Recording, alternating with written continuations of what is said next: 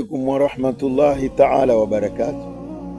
الحمد لله رب العالمين، الصلاة والسلام على سيد الأمين محمد صلى الله عليه وعلى آله وصحبه ومن تبعهم بإحسان إلى يوم الدين. أما بعد، baada ya kumshukuru Allah subhanahu wa ta'ala na kumtakia rahma bwana mtume Muhammad sallallahu alaihi wasallam, hatuna budi kuzirudisha hizi shukrani kwa Allah kwa sababu anatujalia katika mambo makubwa katika ulimwengu.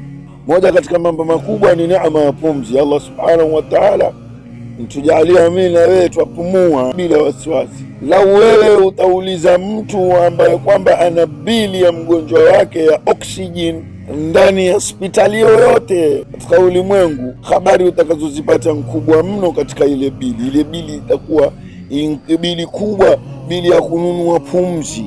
Lakini alhamdulillah, sisi Allah subhanahu wa ta'ala atupatia burudani bila hata malipo yoyote. Sasa tumshukuruni Allah subhanahu wa ta'ala kwa hilo, na kwa wingi tuweze kukithirisha ibada za Allah subhanahu wa ta'ala. Mimi nina naswaha yangu ninayotaka kuitoa saa hizi, ndugu zangu Waislamu na wasiokuwa Waislamu. Tuko katika nyakati za siasa zataka kukaribia, ama ziko mleoleoni, ama tuko ndani ya hizi siasa, na kula mmoja katika sisi ana mrengo wake yeye mwenyewe alioteua kwamba atausapoti, uwe uko sahihi uwe hauko sahihi, basi yeye mwenyewe kwa sababu ashaamua kwamba mimi nitakwenda huku ala rasi wala.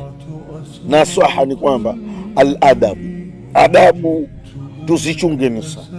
Alikhtilafu katika jamii ni vitu ambavyo kwamba vyapatikana, watu kukhitalifiana, watu kugongana ndani ya nyumba ya mke na mume, kukhitalifiana katika mabaraza, watu kuzungumza maneno ambayo kwamba yatakuwa yangongana katika njia moja au nyingine. Katika nyumba za ibada watu pia kugongana katika njia moja au nyingine.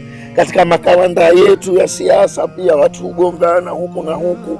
Lakini yatakiwa sisi ambao kwamba tumo katika mirengo, twasapoti mirengo, sisi kama watu wazima, sisi kama vijana, sisi kama kina mama, sisi katika jinsia yote, yatakikana tuwe na adabu katika ikhtilafu.